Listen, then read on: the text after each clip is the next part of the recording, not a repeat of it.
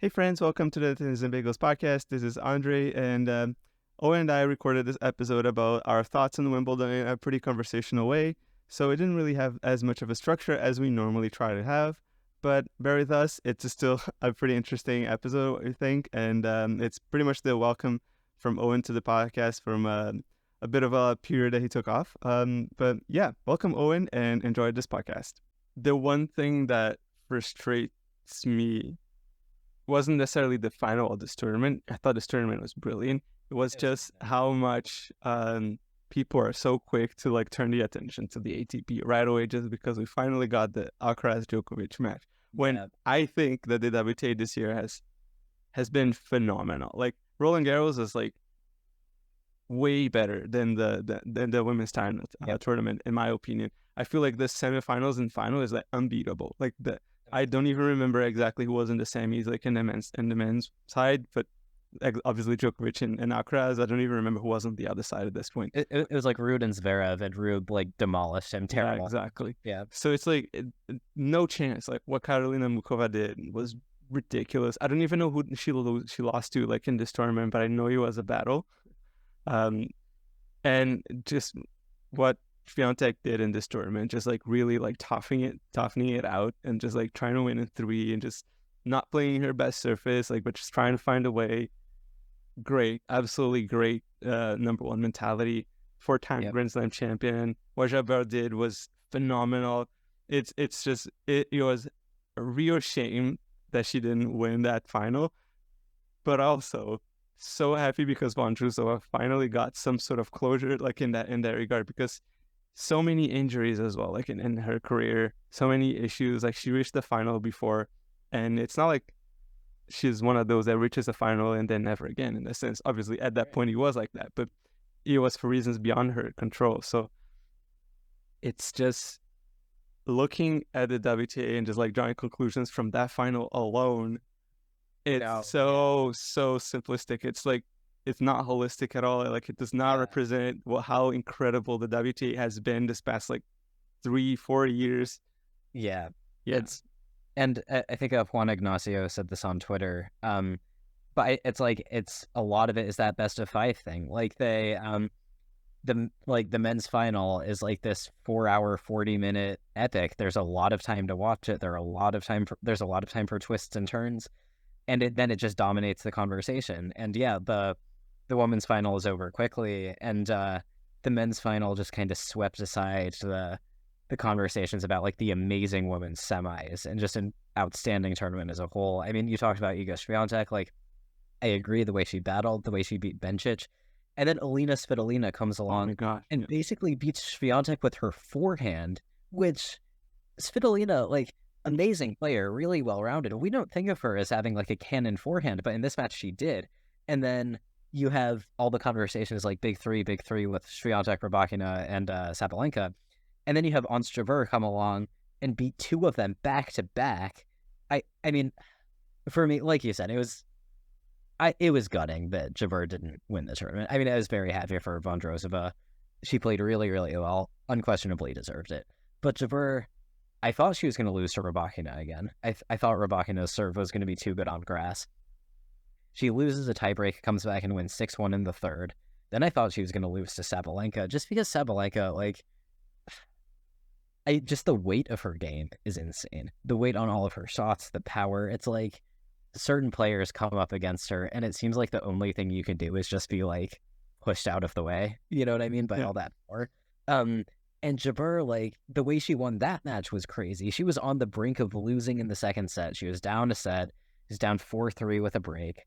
And the way she turned it around with just amazing returning of serve, it was crazy. And after she won, and Blair Henley beat me to the punch on this by tweeting it, I thought, like, it's a big 4. Like, Jabeur has, like, unseated 2 of the big 3. Like, she deserves to be right up there, even though the other 3 of them are all major champions, and she isn't yet. Hope. And then that final was just really tough to watch. I think there are a lot of reasons that it happened the way it did. I mean, Vondrousova had beaten Jabeur a couple of times this year. That was one of them. Jabeur was probably physically and mentally exhausted.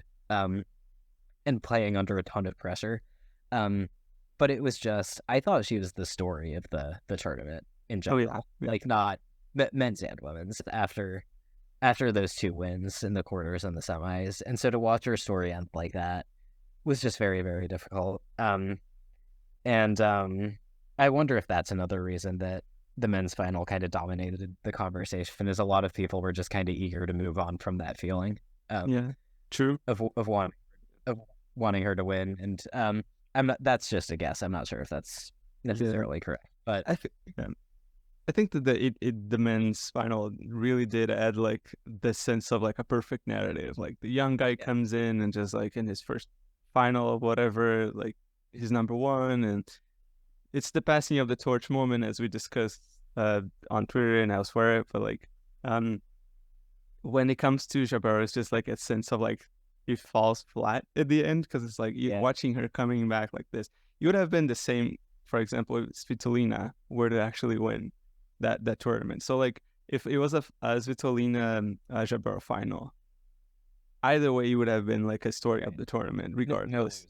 Yeah, because it was going to be such a ridiculous, like, you know, situation that was like, oh my gosh, like you have like Jabeur, like all so much like riding on her, like so much history coming through, and the injuries that she's been through, and you know, just coming short like last year as well twice. And then Svitolina, she, you know, had a baby, comes back and just like reaches Roland Garros quarterfinals, then comes in and reaches like the Wimbledon semifinals. Like if either of them had done that, like that would just be so many stories to write about it. Like, whereas like from Vondrousova winning, I don't feel like anyone was really prepared to follow that story like unfold the way he did for her, which for her is amazing. Like she's a great champion. She also had battle injuries, but it's just like other people had outshone her, like story wise, narrative wise, not necessarily tennis wise. Because honestly, I was watching some of the final and some of the way that she played against Svitolina as well, and the way that she battles for every point. Like she's fast, she defends so well. She serves incredibly well. Yeah. And I was like, wow, what can you do? Like, what do you do to win a point against this player? And Jabeur at her best, like, could have found many ways to win points. But it's that moment when she gets tight, you can see in her that she has too many ideas, and that's not every time chooses the right one. And she gets increasingly frustrated by that. So it's the way that it unfolded that kind of fell a little flat, unfortunately, for this one tournament. But the rest of the tournament was magnificent. Yeah, and I think this is going to sound like I'm trying to take away from what Vondrousova did, and I don't want to do that, because, like you said, she played this kind of baffling brand of tennis for her opponents. It was like impossible to solve. Just like picks them apart with like variety and defense, and and she's got a great story coming back from injuries. Like her husband was cat sitting and had to like come down just for the final. Like amazing, like very, very good feel good story. But I think Jabeur and Svitolina, like the two kind of more like the bigger focal points of the tournament. I mean, Vondrousova beats them both, and you could argue that in both of those matches, the loser played their worst match of the tournament. You know, like Svitolina, I think, kind of like Jabeur, was just it. You know, you flatline a little bit. It's like the Jimmy Connors thing after he wins that insane match against whoever it was, like Aaron Krickstein or something, where like he's super old and the crowd is like rooting him on, and he wins these 5-setters. And then I think Jim Courier just like demolished him in the semifinals. Like you hit a point where the tank is just kind of empty. And I feel like that happened to Svitolina in the semis, and then I feel like it happened to Jabeur in the final. And so I think it was just kind of, people were very disappointed. I feel like I was very disappointed, and not because Vondrousova won, but because Svitolina and Jabeur lost. You know, I was rooting for them. And I don't root for players often, you know. It was like their stories were really, really, really compelling. And I think a lot of people felt that way. And so I think the very end of the tournament was a little disappointing, but just like the quality from the quality overall was amazing. And I want to talk about like the big three, like Rybakina, Sabalenka, Swiatek as well, because I think they're such major parts of the tour right now. I guess we can start with like the one who made it the furthest in the tournament, Sabalenka. She so breaks through this year, winning the Australian Open. Roland Garros loses a semifinal that she probably should have won. Wimbledon, I think this was more a matter of Jabeur taking it away from her, but I think you could argue that she should have won this one too. She's struggled a lot in semifinals in the past, and after this, a lot of people are kind of saying like, "Oh, she's choking again. The semifinal thing is back." What do you think of that? I think the Roland Garros one was definitely a situation where she should have won like at 100%. Although I do feel like while she's good on clay, is not her best surface. Yeah, that's true. It unfortunately helps neutralize her biggest strengths, which is the power and just the speed of the weight of her shots, like in that regard. But she should have won that one. I feel like there's no question. If you're 5-2 and have match points, that in that moment you have more than enough time to just like pick yourself up and just like say like, no, like let's do this, like yeah. But the Wimbledon final against semifinals, semis or quarters, semis, right? Against Jabeur, yeah. I feel like this just Jabeur like all the way, because it was a good match. I never had a sense that Sabalenka played poorly, in the sense that like she felt like she crumbled, like she would just like implode. It was just the Jabeur just like on this in the zone, like the entire time after when Sabalenka broke in the second set. I was like, oh, this is over. I've seen this movie many times. Like this is what's gonna happen. And at the end of the day, I was like, even after Rybakina lost rather, I thought this is Sabalenka's tournament to lose now. Like she's the heavy favorite. Like there is no way. But then she goes back, and the way that Jabeur played after getting the break in the second set, the way that she fought that one, he may have kind of played something mentally like with Sabalenka, maybe kind of startled her a little bit. Maybe she was not expecting that. Maybe some memories came back, but I just feel like she kind of fought for it. And I just feel like Jabeur was just too much to handle. Like when Jabeur is at her best, like her varieties, like her drop shots, the volleys, slices, the way that she takes the ball early, and just kind of is able to guide it through the court. Like she's able to like use Sabalenka's power against her. Yeah. And I felt like that there wasn't much that Sabalenka could have done, especially because she would have needed a bit of a change of strategy, which is not her forte. Right. But in that regard, like she, in a way, kind of like Sinner, just likes to hit it hard, but it works for her, as we've seen. But it definitely felt like Jabeur, she may not have played the best match that she could have, but I think that a lot of that is because Jabeur didn't really let her. Yeah. I mean, Jabeur is a better grass court player than Sabalenka. Yeah. Like, I feel like you can make that argument easily. And I feel like even if Sabalenka has lost in like 2 semifinals this year at the majors, but I feel if she keeps getting to them, that's so impressive on its own. She's won a major, so we don't need to hear any more of the like she's a choker, like she's not good enough. Like she is good enough because we saw it in January.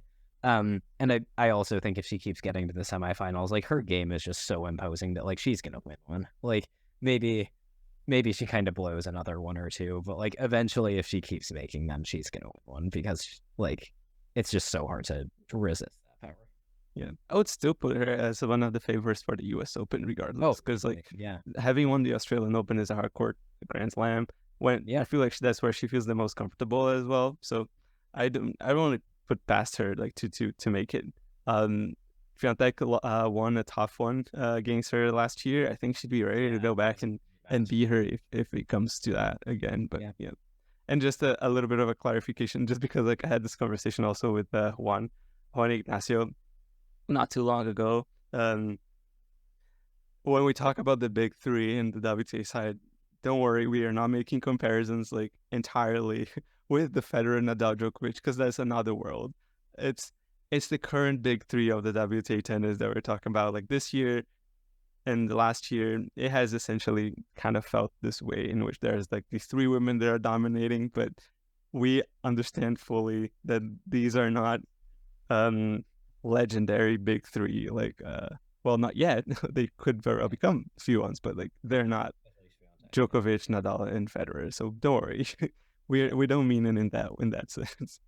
Right, right. I mean, it's just kind of silly to me that people get annoyed about that. Like, it's like they don't you don't own the name Big Three, you know? Like you own the 20 plus majors, and it's Yeah, that's right. to like look at that and like differentiate. It just Big Three is like a useful term because like these three and I would say four with Jabber now if like, you know, depending a little on her consistency, but like they're clearly elevated over the rest of the field. So I think it's a useful way to kind of categorize the top players. And then kind of looking at Rybakina as well. Her title defense ends with a loss in the quarterfinals, 6-1 in the third to Jabber.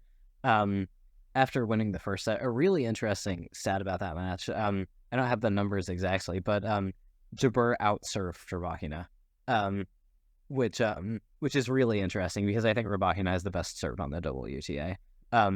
It's insane. I saw it in person in the Australian Open semis against Azarenka, who is a phenomenal returner, and Azarenka could not really do much against it for a lot of the match. Yeah.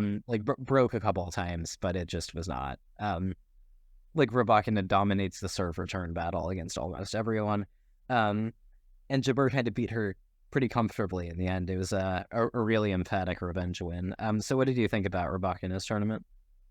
Unfortunately, I didn't get to watch so much of her final matches. Like, Yeah, lost to Jabber, I didn't get to see it much, but it's always tough to defend a tournament, right? It's a Grand Slam as well. Like, this one has points. She's coming in like probably more pressure, even being named as part of a big three in the WTA. She had a couple great tournaments this year already. Won Indian Wells, got revenge against Sabalenka for the Australian Open. I think it was bound to happen. It's not that I didn't see her winning. I just felt like she wasn't such a heavy favorite. Like, as in, you could have put it like for Djokovic, he has been for Wimbledon. I thought she was a favorite. She would have been my pick to win, I believe.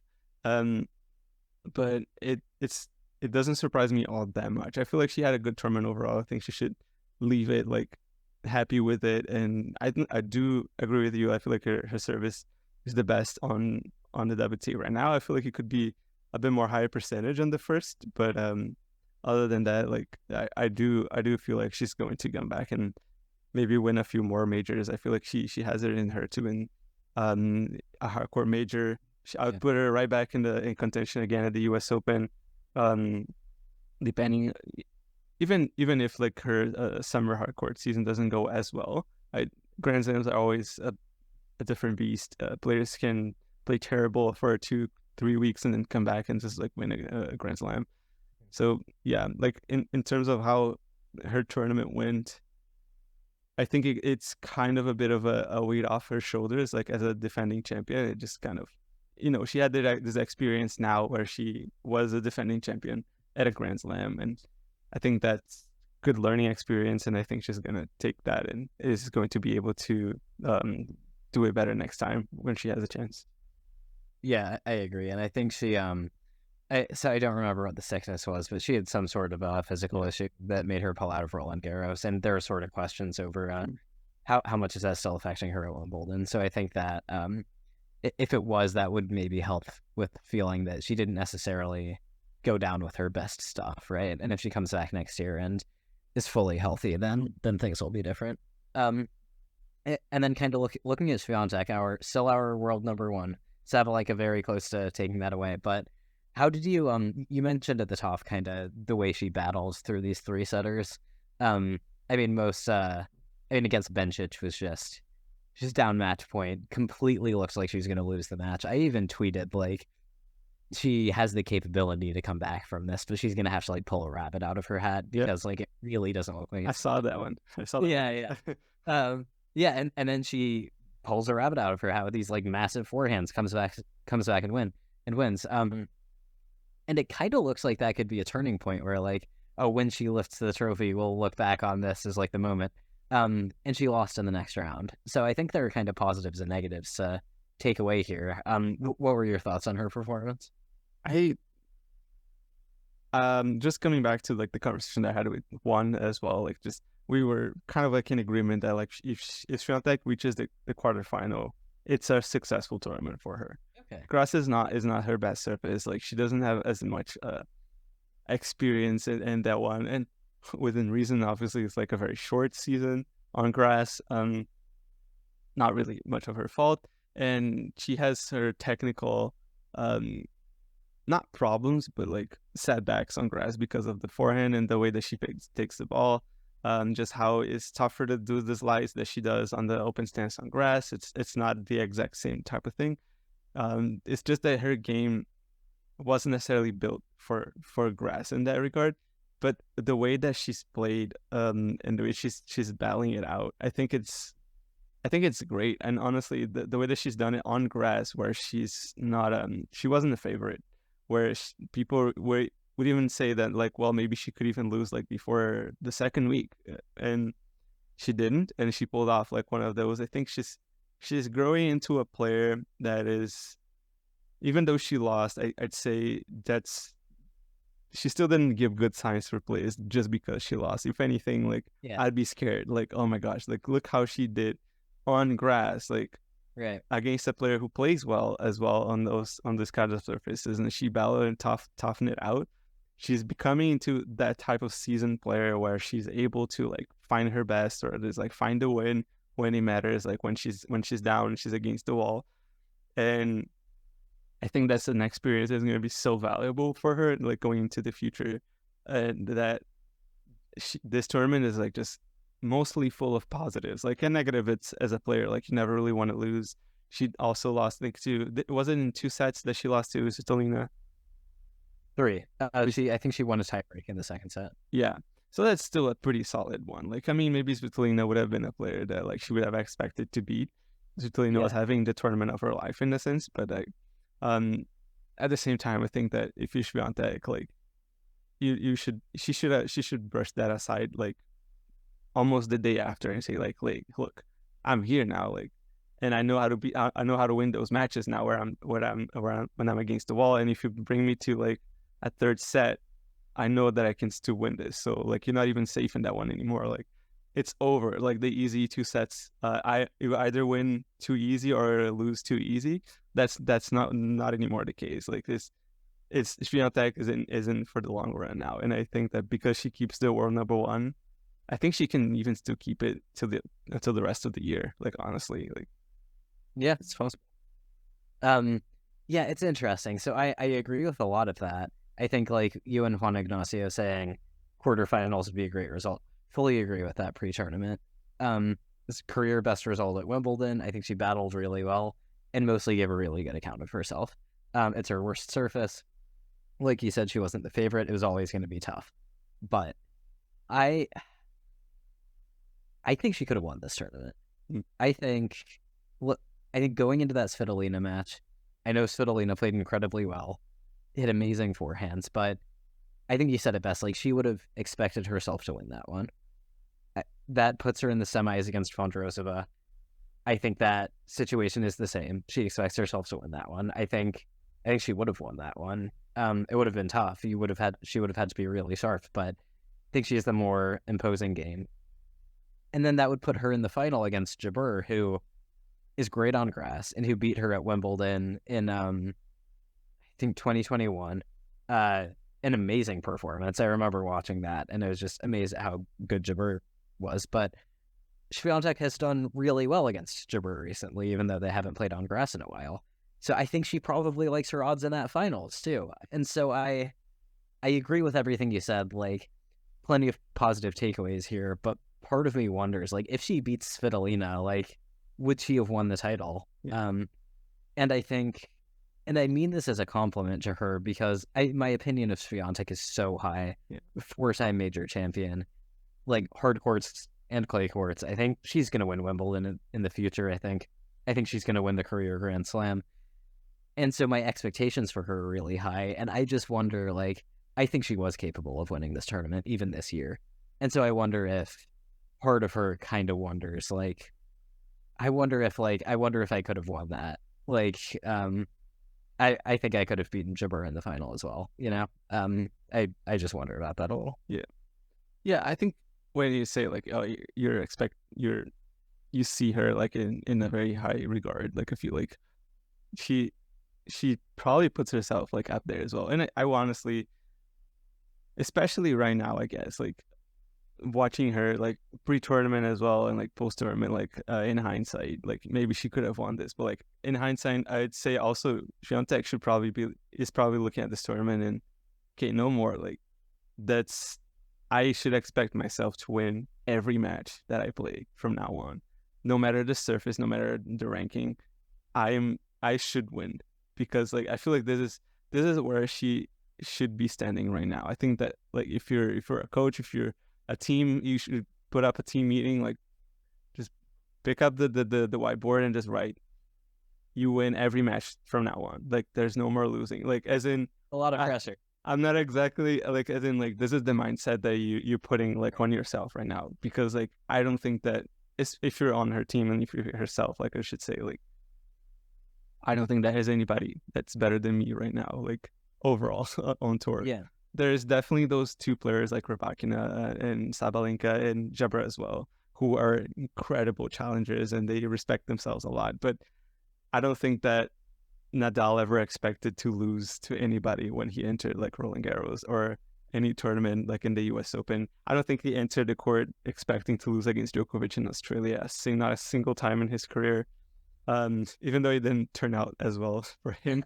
But I feel like yeah, that's the mentality that Swiatek should be having right now. I think that's a healthy one, like in the sense like she should believe in herself that she can win on any surface. And I think that next year when it comes to Wimbledon time again, I think she's not gonna be happy unless she wins the trophy. Like that's where I think that she's going to be now. Like I feel like that's where I feel like the scary part is, because I think she could elevate herself even further away from the rest of the field.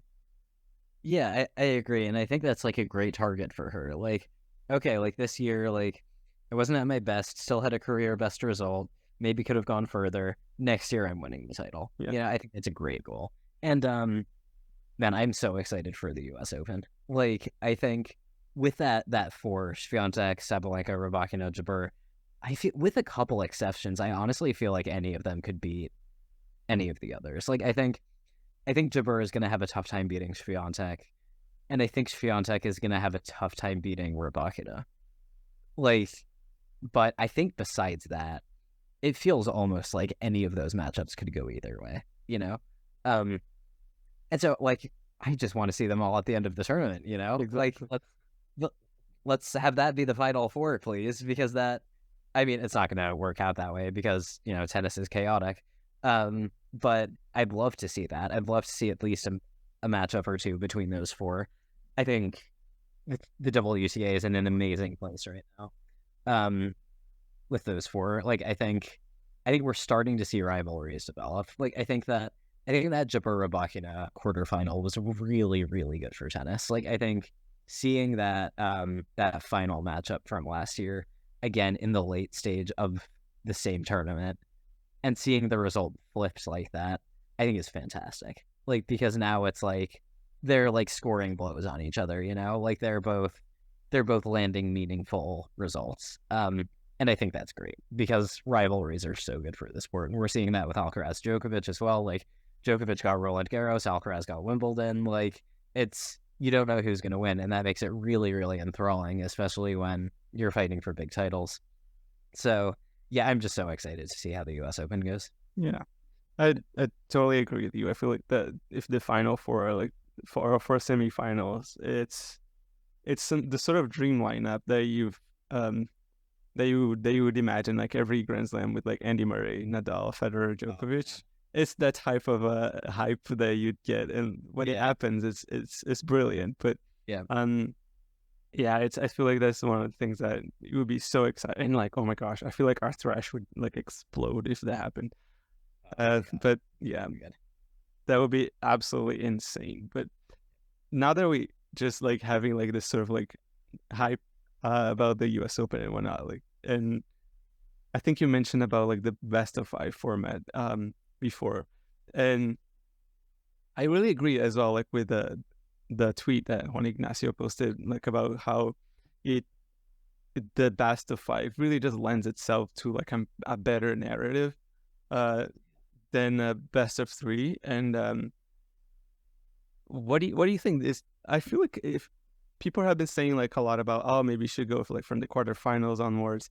I feel like that could be a schedule nightmare for Grand Slams to like Yeah. include that in. But at the same time, I feel like if they only started off like finals, that's the only match of the day in singles. Like, I think that is still a positive difference if they do that. I know exactly. And it's Right. like, if you do that, not only differentiates yourself like with the narrative, but also every other tournament is going to be different from that one. Like all the Grand Slams are going to be the only ones to do that if they do so. Because right now, especially with the prospect of 2 weeks Masters, counting from like 2025 and so on, I think Mm-hmm. it's going to be such a little difference like now from Yeah. from the Grand Slams. The only major difference really is it's going to be a 96 draw with 32 buys. But at the same time, like a player could very well win 7 matches to win that title, right? It's like Indian Wells and Miami right now. And yes, it does feel different, but for how long can it feel that different? Like, I mean, and Yeah, the two isn't that here I didn't like because it was like I can't. This is supposed to be a 4 times a year feeling, not 6 or 7 or 8 times a year feeling. yeah. You know? Yeah, but yeah, I feel like it should be the final, man. They should at least like try to implement the final and see where it goes from there. I know that when you're doing a tournament of that magnitude, when you're doing like a sporting event, you can't just like take your chances with things. Like you really do have to like work on it and just put the money behind it and do research and convince a lot of people higher up that you need that the money is worth it. But um, it's a project that it should be taken on and considered very seriously to be the finals of a Grand Slam, a best of five. There is plenty of women who express that, not necessarily the desire, but like just the willingness to play like best of five if it ever wants to. Like it's not that they're against it, but it's just like they're not, it's not that they're for it, but they're also not against it. Like they believe in themselves physically and mentally that they can Yeah. do this. I just think that there's absolutely no reason, and I think that it would be such a great move for the sport and for the WTA in general to put it up in like a best of five. I agree. I mean, there's no reason for like, and the premise is sexist. Like, women, they can obviously play the best of 5 format. They run marathons. They do everything that the men do. Like, this is just the only reason that things are this way is because this is the way things have been for a long time, and that initial premise was based on, this incorrect idea that men are like capable of playing this format and women are not. And so I think like, and we see with the best of 5, like that final with Alcaraz and Djokovic, like that was a moment, that kind of escaped our little tennis bubble. And unless you have a 3-set match that's like as good as it can possibly be, or like is, Venus versus Serena, or just has like really, really compelling narratives, it's just not going to be able to like have the same reach. And I think that is not fair. And I think it would be better if there were more best of 5 and if women were able to play best of 5 and had the opportunity. I'm open to like a bunch of things here. I mean, I think if you make the whole tournament best of 5, like you're going to have a bunch of scheduling issues, but I think those issues are worth taking on. Yeah. If you're so afraid of that and you want to make it just the final, that's fine with me. It's still a positive difference. If you want to split it down the middle, like when we talked to Juan Jose after the 2021 US Open, we talked about this a little, and he said he likes the idea of like men and women, like first week is best of 3, second week is best of 5, and so you kind of earn the best of 5 format. That's fine with me. Like, but these big matches, it feels like they need to be best of 5, doesn't it? Like it felt wrong that after the tournament Jabeur had, it was possible to lose the final in as little time as she did. Yeah. That was barely over an hour. Um, yeah, I don't know. I don't really see that change happening, but I'd really like to see it. Yeah, it's gonna take like a really massive movement to change that. Like I don't, it's not something that's gonna happen they like from in a like overnight. But yeah, and especially now, it's not like the Grand Slams will have to come together and decide it, because now they have like all the scoring systems the same, and they try to go for more unity. So it's not like you could say, for example, the U.S. Open would decide that they're gonna go best of five. It's just not gonna happen anymore. If anything, it's gotten harder for this to happen. But Right. I mean the format's getting shorter. I mean, best of five in doubles has gone exactly. away. In doubles, it's the extended fifth sets are gone everywhere. So we're not trending in the right direction here. Yeah. I think that's really unfortunate. Yeah. But I mean, overall, fantastic women's tournament. I think there's some really, really exciting storylines heading into the summer hard courts in the U.S. Open. Anything else you want to add before we wrap up? Not really. I think it's just excitement. Like it's interesting feeling now going back to the tail end of the season now, because we know there's not exactly the tail end. We're more or less like halfway. But after the US Open, things slow down a lot for fans. Yeah. So it's just interesting, like this last stretch before the last Grand Slam of the season. Hardcourts, just excited for it. Excited to be able to watch tournaments in a more reasonable hour, probably, because now that we are all in America, and it's mostly going to stay about, you know, East Coast as well. So sorry, Vansh, I know you're West, but yeah, that's about it. It's a really great tournament, and despite all that we've talked about and that I've said about like best of five as well, still, like if you know tennis and you're a fan and you get into it, like it's still like really a wonderful tournament to watch, and really great stories as well. And honestly, hoping that Jabbar can put her hands on a Grand Slam trophy sometime very soon. So yeah, all the best luck for her. Yeah. I feel like the entire tennis world is kind of riding with her on that quest. So yeah, all the best to her there as well. Who knows? Maybe the U.S. Open. She made the final last year. She has what it takes, you know. Exactly. Yeah. So something I wanted to ask you was like, as a Djokovic fan, and we can like go into this more later, but like, did it hurt? Like, how was it for you watching the match? Uh, I watched a few of it, and it's like there's always just this hint of like me wanting him to win, but at the Yeah. same time, it's like I've been getting to a point of my tennis fan life in which I'm just kind of like wishing for something new to come, because obviously Novak's retirement is not that far away either, even though he looks super fresh. It's not gonna be on. It's not gonna be running forever. So, um, and it was just really exciting watching Carlos win. Like I feel like he's a guy that I can really get behind in the future. So like, it's nice to see it. But I think what hurt more was not even like Wimbledon itself, was the fact that now he doesn't have another chance at the calendar Grand Slam. Yeah, Just man. like, man, if he did it this time, I'm pretty sure he would have been in a much better position at the U.S. Open than he was in 2021. Yeah. I thought about that too. And I kind of did want him to do it just because like that would like that's the one thing that would finally shut off all the haters. You know what I mean? True. Like Yeah. and what I kind of wanted to happen like, you know, in fantasy land was like I wanted him to win the calendar slam, get to like 25 and then just retire. And That that would way be brilliant. and that way all his fans can like scream that he's the GOAT forever.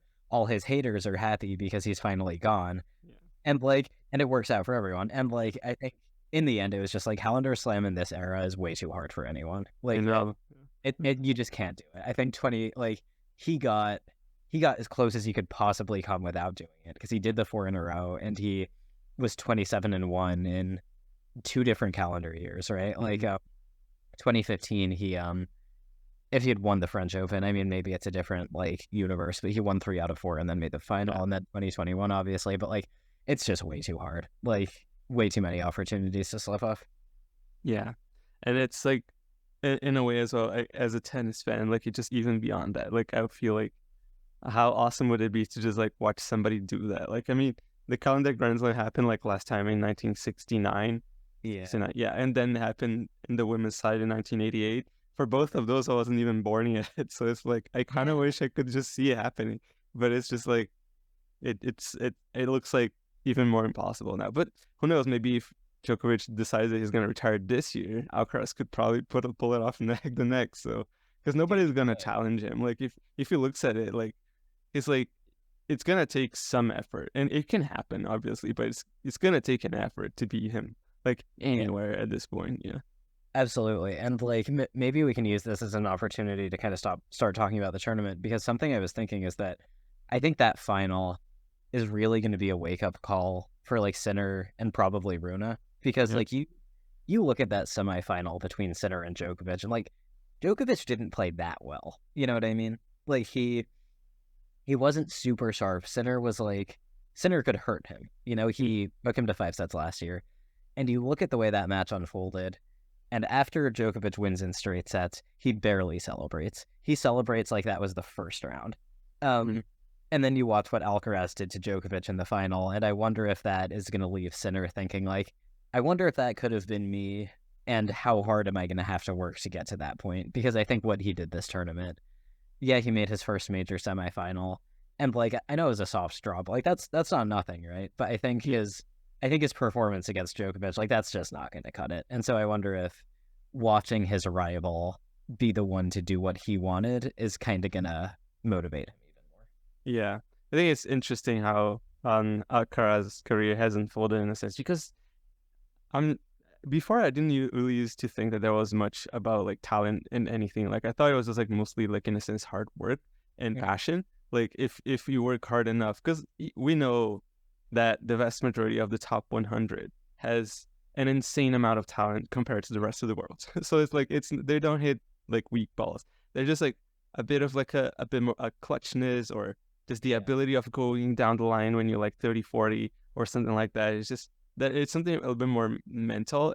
But watching Alcaraz like play, I'm just revisiting that and thinking like maybe there is something, because this guy is built different. Like his mind works like the greats. You know, he works like Sampras did, and Agassi did, and Borg did, and Djokovic does, and Federer used to. He's like he just has this unwavering belief that, and when he loses a point, you can see in his frustration, not because he lost the point, but because he feels like he should have won it. And it's like, my dude, what's happening? And it's like you in front of Djokovic in a Wimbledon final.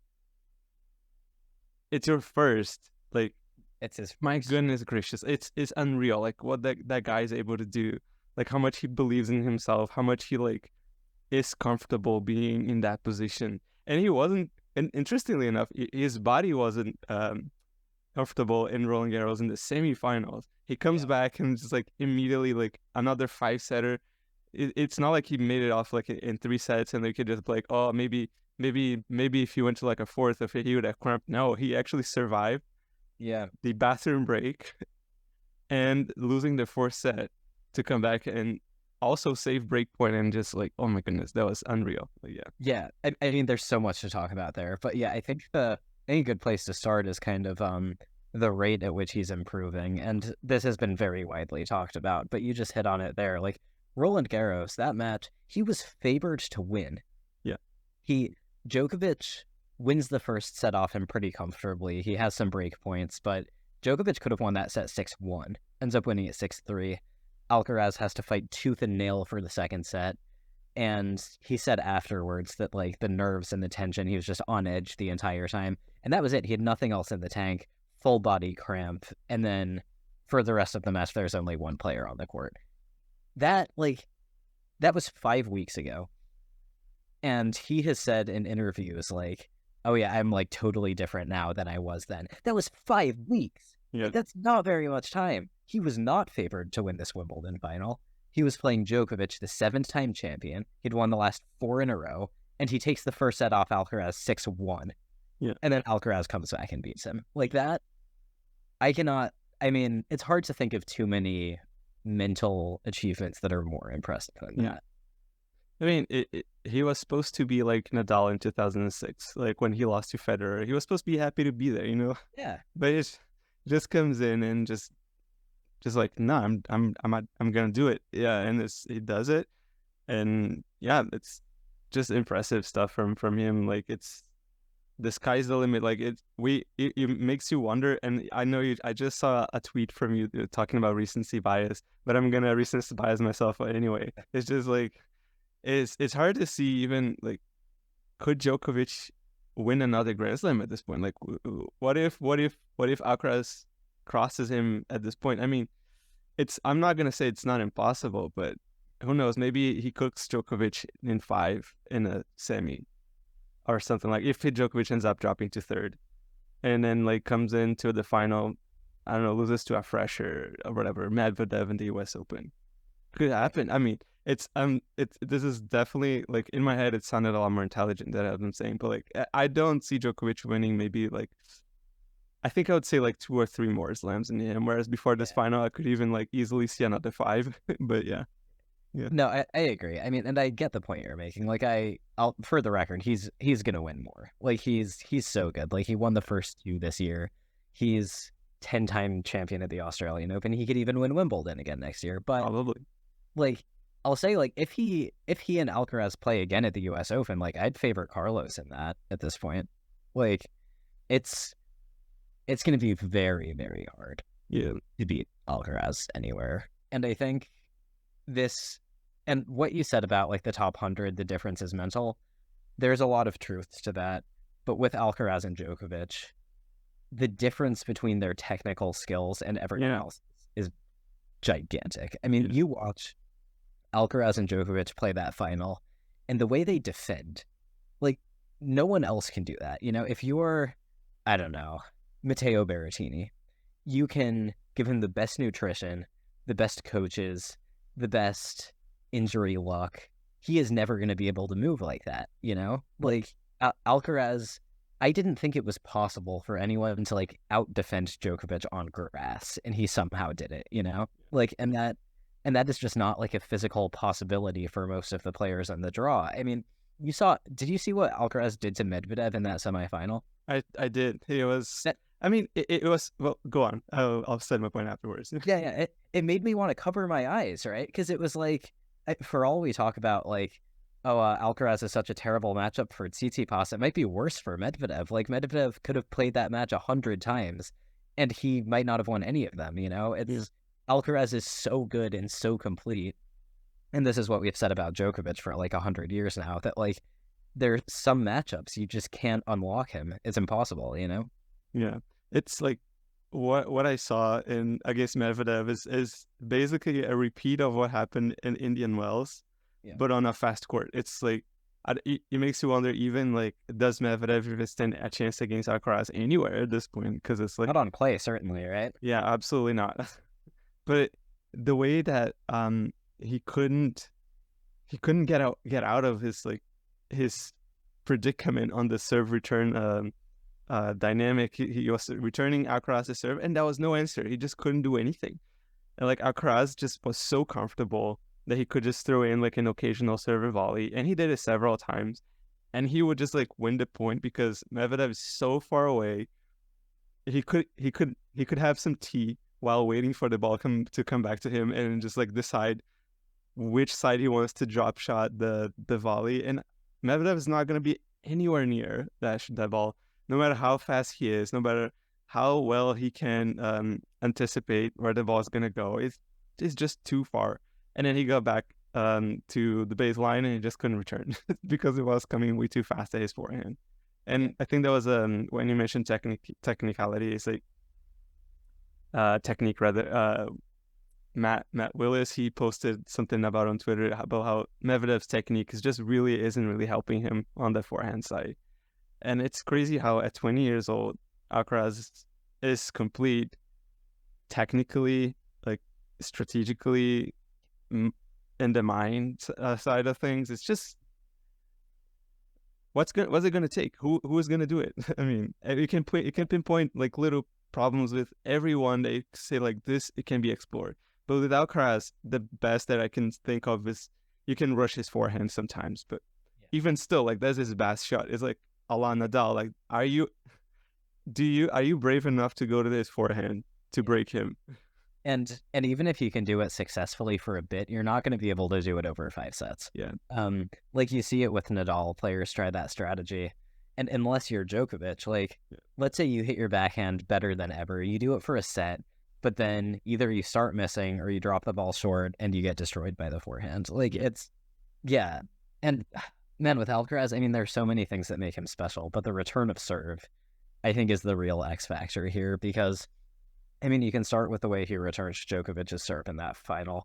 You know, Vont has talked about that with Jack Edward on Jack's podcast, but he limits Djokovic to 2 aces and 62% of first serve points won. And I know it was windy and whatever, but the Djokovic serve in the past few years, he serves everyone off the court. 2018 Wimbledon semifinal, he aces Nadal 23 times.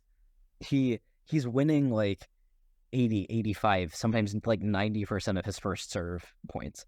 And Alcaraz limits him to 62%. Alcaraz broke him, I think, trying to think, I can Google this, like 4 or 5 times. It's crazy. And he was leaning to the right side on almost every serve.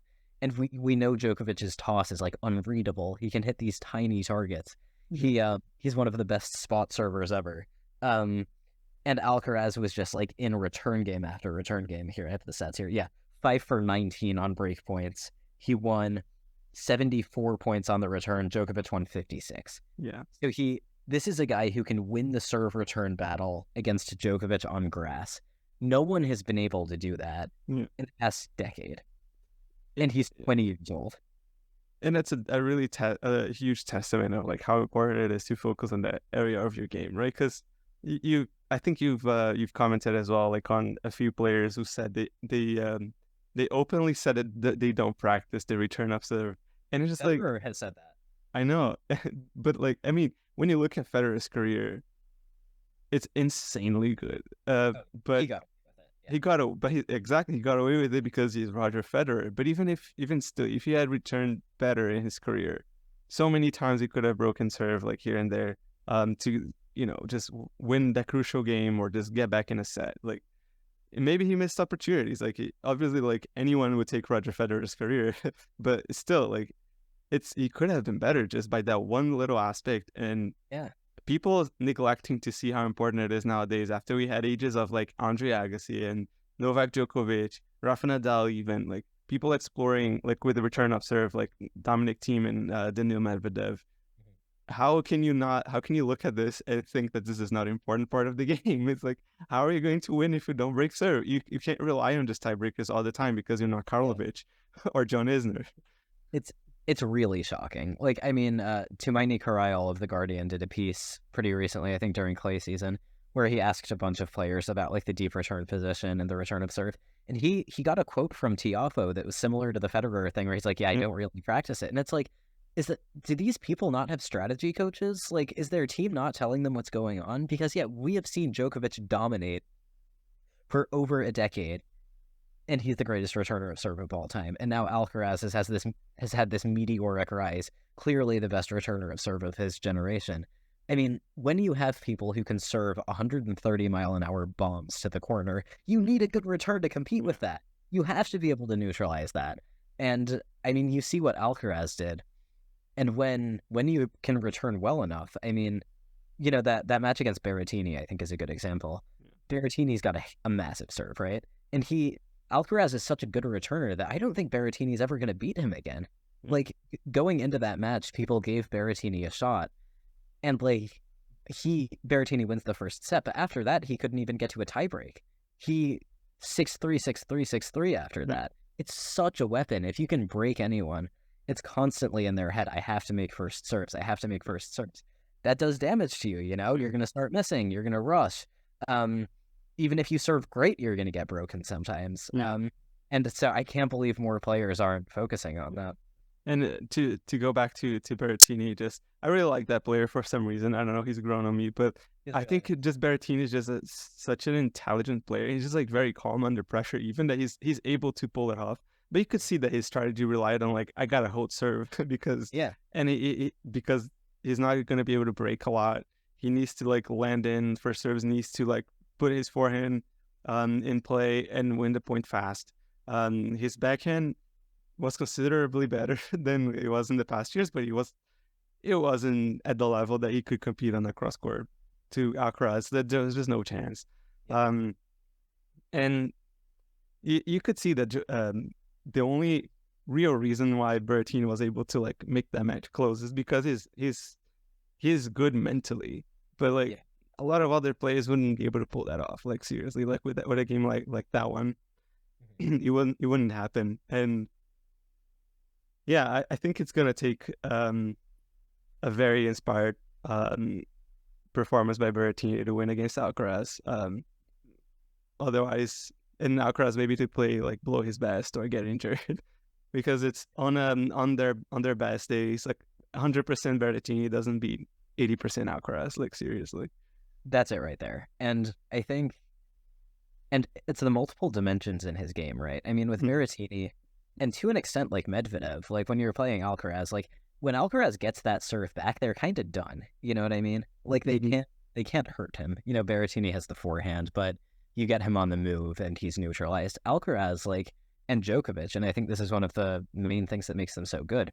You return their second serve deep and to their weaker side. And that does not even guarantee that you're going to win the point, right? Because like they have this explosive movement and these great backhands. So you can hit an amazing return. For the people listening to this, go back and watch the highlights of the final. Fifth set, I think 0-1 Alcaraz serving, and he is game point. Djokovic hits this backhand return down the line off a second serve. It's perfect. It's a beautiful return. He could not have hit it any better. Parallel to the line, but Alcaraz just like runs and does this sliding squash shot into his forehand, gets it back, and then ends up winning the point with a forehand winner. So when you can like defend your serve, not just by serving well, but by kind of defending good returns, it's just so hard to hurt you. And Alcaraz and Djokovic have that, and it's like it gives their games like a force field. And for a certain player, it's just kind of impossible to penetrate that. yeah. I think one of the biggest things, and I've already mentioned like how complete Alcaraz is in like all dimensions, but to go back like some players that you've mentioned before, like Yannick Sinner and Holger Rune. I guess you can put Tsitsipas and Casper Ruud in the mix, even though Casper Ruud doesn't hate grass so much that he couldn't even wait to be out of the tournament. But that was hilarious. If we have time, I want to talk about that. But I mean, if there's a surface that you can hate, is grass. Is only 5 weeks, so Yeah, exactly. whatever. You should do a whole episode on grass. But yeah, I keep going. But yeah, I mean, it's when I look at Sinner, I think Farsh said it once. It's like he's a good version of like a 2.0 Rublev type of thing. Like he's one dimensional, but he's so good on the from the ground, and that he can blast anyone off. But like I was watching his match against Safiullin, and by contrast, some of his match, part of his match against Djokovic, and you could see in his eyes, like in the way that he played the match against Safiullin, where he lost a set, by the way, is that was his element. It's just like, I just want to hit hard and I want somebody to hit hard back at me. So it's just going to like become like this like punch out contest. And it's going to be a one-sided match, but it's going to look very impressive because they're going to hit the ball like as hard as possible. They're going to have to change the ball every 3 games, not 7, just because of how hard they're like destroying that ball. And then you come up against like a player who can hit hard, but is going to choose to use more strategy, like a Djokovic. And you could see in his face that like he is either annoyed or thinking too much about what he's gonna do next, or frustrated that like his shots are not producing winners all the time. It is the one thing about Sinner for me is that idea that like I just want him to like find ways to win points in many different ways, like to hit more spot servings, like more second serve, like with more of like a variety, or use maybe a back slice backhand or something like that, or just going to the net, just like using a drop shot, like using more topspin. Just try to find some ways to like use your ground strokes, and then you can just, I don't know, use that as a surprise tactic, just blast a forehand down the line, just because nobody's expecting for that. But like when you're expecting that at every shot, it kind of gives rhythm. And players like Alcaraz, Djokovic, even like maybe Rune, I think they're really good in like getting on rhythm and just working like clockwork.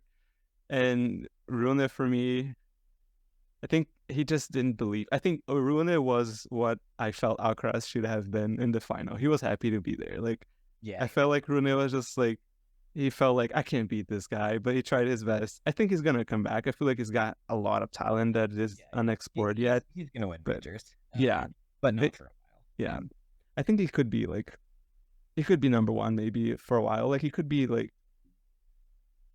yeah, I think he could like have some maybe 3-4 majors like in a good period, like a 2 to 3 years. Like it wouldn't surprise me. I think the kid has a lot of game, but yeah.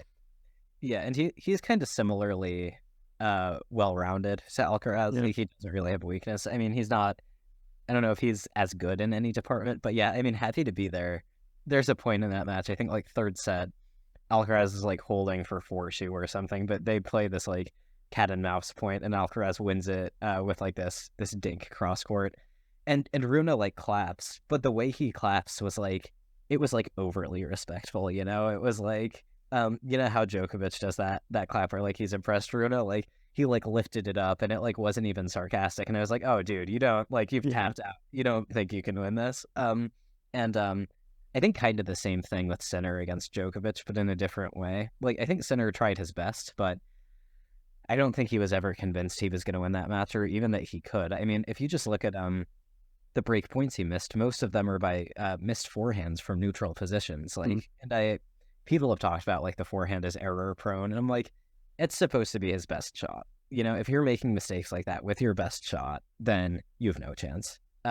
You have to be able to trust that shot, and he couldn't. So, I mean, like that set point in the third set, he hits a great return and he gets a mid-court forehand, and he misses it by a couple of feet. Like it wasn't like you go for a winner and you miss it by that much, and it's like, oh man, like a bit more margin would have helped, but like I respect that they went for it. It was like, it felt like he missed by a football field. And errors like that just aren't going to cut it. Yeah. But I kind of wanted to move on a little bit because I still want to talk about WTA and everything. For sure. And the rest of the men's tournament. But I feel like that final was so kind of all-consuming that, like, before we finish up on this part, were there any moments that stuck out to you in the final that you want to talk about? Which one, the WTA? No, ATP. Just move on. Yeah.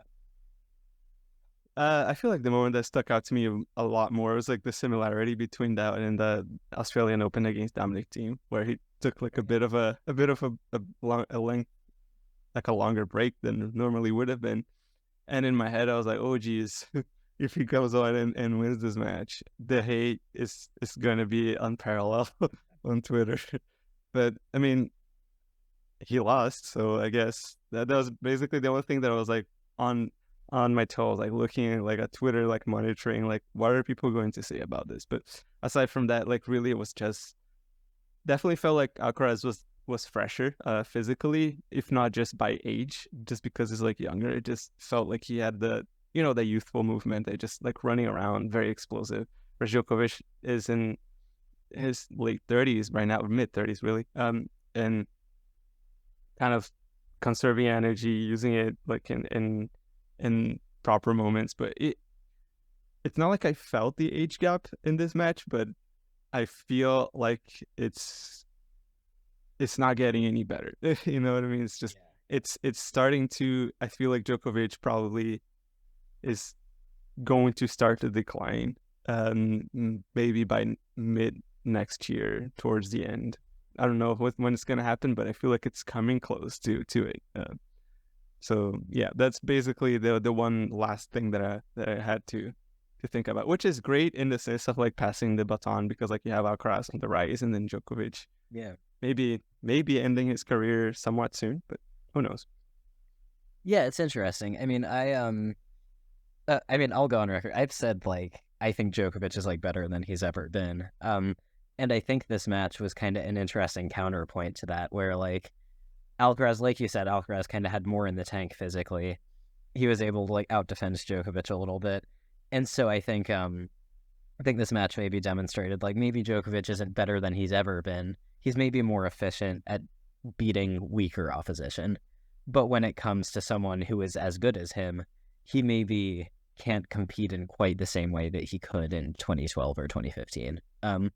But I mean, man, he still impressed me. Even Djokovic still has the highest peak in men's tennis. Like even higher than Alcaraz. The way he won that first set, the way like that was like stunning. And like I know Alcaraz won the third set 6-1, but that was different. That had a 27-minute game. That set was a war. That set took like an hour. That first set, Djokovic beat him like he was a junior. No one else can play like that still. And it's like he's 36.